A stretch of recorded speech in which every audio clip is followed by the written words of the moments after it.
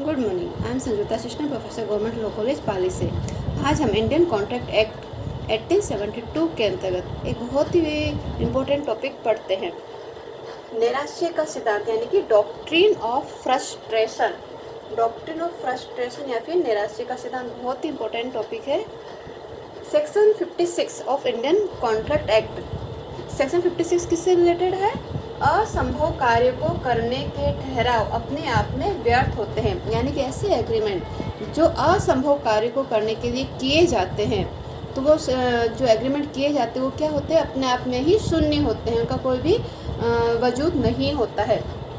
जो सेक्शन 56 है उसमें दो प्रकार की असंभवता बताई गई है। सेक्शन 56 का जो पैरा 1 है वो तो बताता है विद्यमान असंभवता यानी कि एक्सिस्टिंग इम्पॉसिबिलिटी।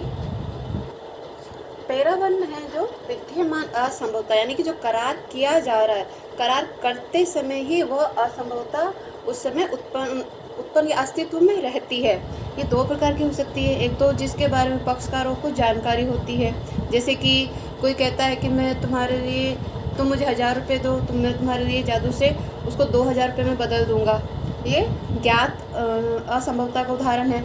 इसके अलावा अज्ञात असंभवता भी होती है जो करार करते समय उपस्थित है परंतु जिसके बारे में पक्षकारों को नॉलेज नहीं होता है। तो जैसे ही उस असंभवता का, अज्ञात असंभवता का नॉलेज पक्षकारों को हो जाएगा, उसी समय वो संविदा शून्य हो जाएगी। तो ये सेक्शन पैरा 1 तो एक्सिस्टिंग इम्पॉसिबिलिटी से संबंधित है। तो यहाँ पे जब करार किया जा रहा है ऐसी असंभवता विद्यमान है तो वो करार शुरू से ही शून्य होता है। दूसरा है सेक्शन 56 का पैरा 2, इसको बोलते हैं पश्चातवर्ती असंभवता, यानी कि जब एग्रीमेंट किया जा रहा है तब एग्रीमेंट वैलिड होता है, उसके अंदर सब कुछ जो कॉन्ट्रैक्ट के लिए एसेंशियल एलिमेंट्स है वो सब कुछ उसमें मौजूद होते हैं, परंतु बाद में कुछ ऐसी परिस्थितियाँ उत्पन्न हो जाती है, ऐसी घटनाएं उत्पन्न हो जाती है कि उस कॉन्ट्रैक्ट को पूरा किया जाना असंभव हो जाता है। तो इसे कहते हैं पश्चातवर्ती असंभवता। तो ये जो नैराश्य का सिद्धांत है वो सेक्शन 56 के पैरा 2 से ही रिलेटेड है।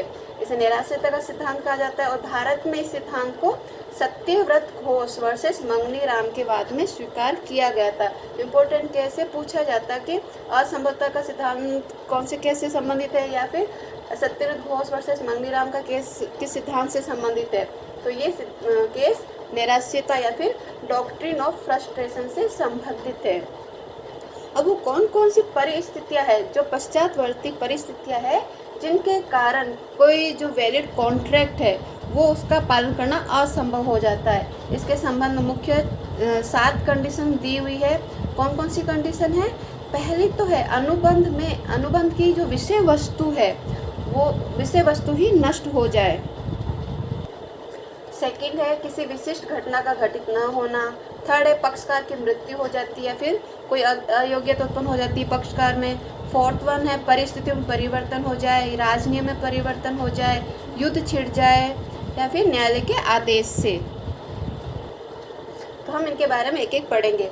तो सेक्शन 56 के पैरा 2 में जो सिद्धांत दिया गया है उसके लिए कुछ कंडीशंस है, यानी कि क्या क्या कंडीशन है। जो एग्रीमेंट पक्षकारों के बीच हुआ है, जो कॉन्ट्रैक्ट उनके बीच में हुआ, वो कैसा होना चाहिए? वो वैलिड होना चाहिए। और ऐसे जो कॉन्ट्रैक्ट हुआ उसका पूरा, वो उसका कुछ भाग हो सकता है कि निष्पादित किया गया हो, परंतु वो पूरा निष्पादित नहीं होना चाहिए। फिर परिस्थिति में परिवर्तन आया हो, और परिस्थिति में जो परिवर्तन आया है वो पक्षकारों के कंट्रोल में नहीं होना चाहिए। मतलब ऐसा परिवर्तन नहीं होना चाहिए कि उसको पक्षकार आपस में मिलकर या फिर किसी भी तरीके से उसको रोक सकते हो। तो मतलब जो परिवर्तन हो पक्षकारों के नियंत्रण में बिल्कुल भी नहीं होना चाहिए। और ये जो परिवर्तन हुआ है उसके कारण जो उनके बीच में जो कॉन्ट्रैक्ट था उसका पालन करना असंभव हो गया है, तो ये सिद्धांत लागू होगा। अब एक एक करके पढ़ते हैं। पहला है अनुबंध की विषय वस्तु का नष्ट होना। इससे संबंधित फेमस केस है टेलर वर्सेस कॉल्डवेल का। तो जब अनुबंध की विषय वस्तु ही नष्ट हो जाती है तो यहाँ पर नैराश्यता के सिद्धांत के आधार पर जो कॉन्ट्रैक्ट किया गया है पक्षकारों के बीच में, तो वो क्या हो जाएगा? वो व्यर्थ हो जाएगा। इसके सामने फेमस केस है टेलर वर्सेस कॉल्डवेल। इसके क्या फैक्ट थे? इसमें एक व्यक्ति है, एक व्यक्ति का संगीत हॉल होता है, वो एक सोसाइटी को एक सप्ताह भर के लिए किराए पर देता है। वो सोसाइटी के द्वारा उस हॉल में एक म्यूजिक का कंसर्ट किया जाना था, परंतु जब वो कंसर्ट किया जाने वाला था उससे पहले ही उस जो हॉल था, संगीत हॉल था, उसमें आग लग जाती है और वो नष्ट हो जाता है। तो यहाँ पे जो पक्षकार के जो किराए का जो कॉन्ट्रैक्ट हुआ था वो व्यर्थ हो जाएगा, वो समाप्त हो जाएगा, क्योंकि जब विषय वस्तु ही नष्ट होगी या हॉल ही नष्ट होगी तो वहाँ पे वो संगीत का आयोजन कैसे करेंगे। तो यहाँ पे इससे संबंधित फेमस केस है। केस के बारे में भी याद रखना, क्योंकि इसके केस के बारे में भी पूछा जाता है कि ये केस किससे संबंधित है, कौन से सिद्धांत से संबंधित है। दूसरा है किसी विशिष्ट घटना का घटित ना होना, मतलब जो पक्षकार है उन्होंने किसी निश्चित घटना के लिए या फिर किसी विषय वस्तु के लिए कॉन्ट्रैक्ट किया था, परंतु वो घटना ही घटित नहीं होती है तो अनुबंध या फिर कॉन्ट्रैक्ट अपने आप ही व्यर्थ हो जाता है। इसके संबंध में फेमस केस है क्रेल वर्सेस हेनरी का। इस केस में वादी ने प्रतिवादी का एक मॉल था, वहाँ पर एडवर्ड सप्तम नामक एक राजकुमार था, उसका राज्याभिषेक करना था। तो राज्याभिषेक करने के लिए 2 दिन के लिए उस मॉल में से 2 दिन के लिए 2 कमरे किराए पर लिए, परंतु अचानक राजकुमार बीमार हो गया, तो उसका जो राज्याभिषेक का जो समारोह था वो समारोह आयोजित नहीं हो पाया। तो यहाँ पर इस केस में न्यायालय ने इस अनुबंध को आकस्मिक असंभवता द्वारा व्यर्थ घोषित किया था और कहा कि यहाँ पे जो अनुबंध का उद्देश्य था वो ही समाप्त हो गया है। फिर है पक्षकार की मृत्यु या फिर कोई भी अयोग्यता जिसके कारण कि वो जो कॉन्ट्रैक्ट हुआ वो पूरा करना इम्पॉसिबल हो जाए। इससे संबंधित केस है रॉबिन्सन वर्सेस डेविसन। इसके अंतर्गत एक अभिनेत्री थी और वो डांसर थी। उन्होंने एक फिल्म में अभिनय करने तथा डांस करने के लिए कॉन्ट्रैक्ट किया, परंतु जैसे अनुबंध समाप्त उसके थोड़े दिन बाद में वो बीमार हो गई, उसको लकवा हो गया, मतलब वो डांस करने के लिए योग्य नहीं रही। तो यहाँ पर भी निराश्रित सिद्धांत के आधार पर उनके बीच में जो कॉन्ट्रैक्ट था वो व्यर्थ हो गया। इसके बाद में परिस्थितियों में परिवर्तन होना। यदि परिस्थितियों में परिवर्तन के कारण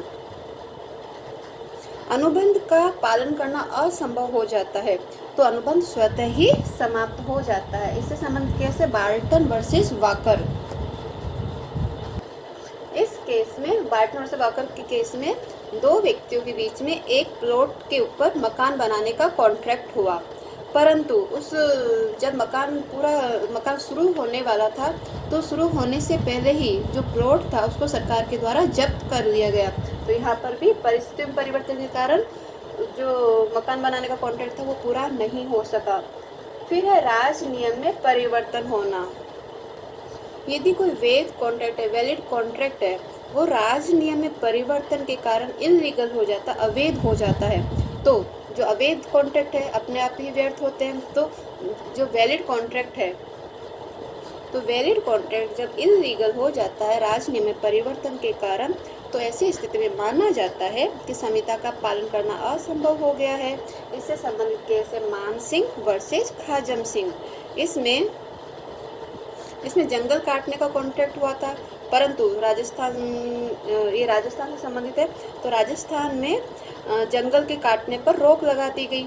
तो ज्यों ही अगर रोक गवर्नमेंट के द्वारा लगाई गई है फिर भी वो जंगल काटेगा तो क्या हो जाएगा, इलीगल हो जाएगा। तो यहाँ पर क्या हुआ, ये भी निराश्रिता का सिद्धांत यहाँ पर भी लागू होता है। फिर है युद्ध छिड़ जाता है। तो युद्धरत राज्य मतलब जो राज्य युद्ध में शामिल है उन राज्यों के नागरिकों के मध्य कोई संविदा की जाती है, तो युद्ध के दौरान वो संविदा क्या होती है, निलंबित हो जाती है। और जैसे युद्ध की समाप्ति हो जाती है पक्षकारों के अधिकार और दायित्व पुनः जीवित हो जाते हैं। न्यायालय के आदेश पर कभी कभी न्यायालय के द्वारा आदेश जारी कर दिए जाने पर भी अनुबंध पूरा करना असंभव हो जाता है। इससे संबंधित केस है Shanti Vijay and company versus princess Fatima Fauzia and others. इस केस में क्या था, ये भारत के सुप्रीम कोर्ट का केस। इस केस में एक कंपनी ने शहजादी होती है, शहजादी के पिता के ट्रस्ट में से कुछ जवाहरात खरीदने का अनुबंध किया। शहजादी द्वारा वाद प्रस्तुत करने पर भारत के सुप्रीम कोर्ट ने निषेधाज्ञा जारी की और जवाहरात के विक्रय पर रोक लगा दी। यहाँ पे न्यायालय के आदेश के आधार पर अनुबंध पूरा करना असंभव हो गया। तो ये 7 परिस्थितियाँ हैं जहाँ पर एक वैलिड कॉन्ट्रैक्ट, मतलब जब कॉन्ट्रैक्ट किया गया था तब वैलिड था, परंतु ये निम्नलिखित परिस्थितियाँ होती है तो उसका पालन किया जाना असंभव हो जाता है। तो यहाँ पे सेक्शन 56 का पैरा 2 निराश्रयता के सिद्धांत से संबंधित है, और ये भारत में सत्यव्रत घोष वर्सेस मंगनीराम के बाद में इसको स्वीकार किया गया था। तो ये तो सारी परिस्थितियाँ थी जब कोई संविदा निराश्रय सिद्धांत के आधार पर शून्य हो जाती है। अब है इस सिद्धांत की क्या क्या सीमाएं हैं, मतलब कब असंभवता के आधार पर उसको जो कॉन्ट्रैक्ट किया गया है वो शून्य नहीं होता है। तो पहला है अनुबंध, जब अनुबंध की शर्तों में असंभवता का उल्लेख होता है तो वहाँ पर निराश्रयता का सिद्धांत लागू नहीं होता है।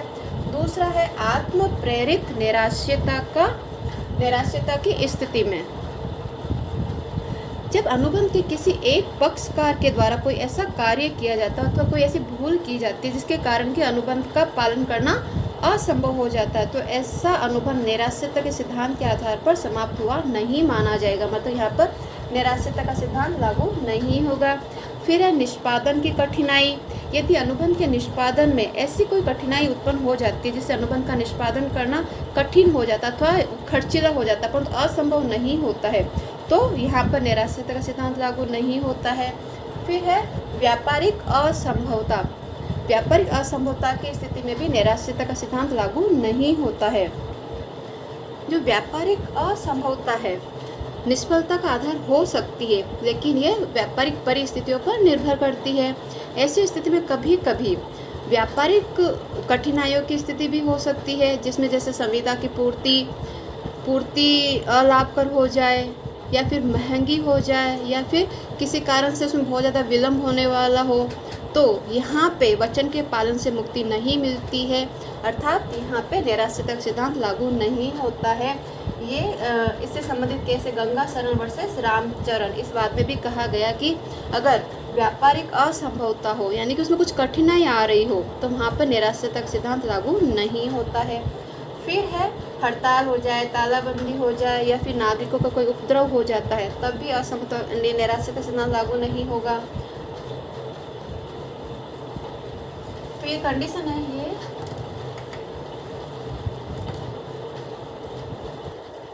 अब है जब कोई संविदा निराश्रयता के आधार पर शून्य हो जाती है तो उसका क्या प्रभाव पड़ेगा।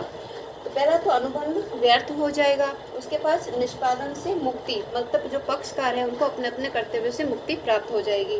फिर है प्रत्यास्थापन। प्रत्यास्थापन का क्या मीनिंग होता है, ये सेक्शन 65 में दिया गया इंडियन कॉन्ट्रैक्ट एक्ट के अंतर्गत। इसके अंतर्गत क्या होगा, जब आकस्मिक असंभवता के कारण कोई संविदा शून्य हो जाती है तो ऐसी दशा में यदि किसी पक्षकार ने संविदा के अधीन कोई लाभ प्राप्त किया है तो धारा 65 के अनुसार वह लाभ दूसरे पक्षकार को लौटाने के लिए बाध्य होगा।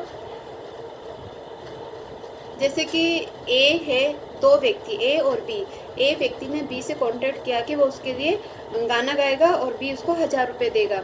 उसने 1000 रुपये उसको दे भी दिए गाने गाने के लिए, परंतु गाना गाने से पहले ही वो बीमार हो जाता है।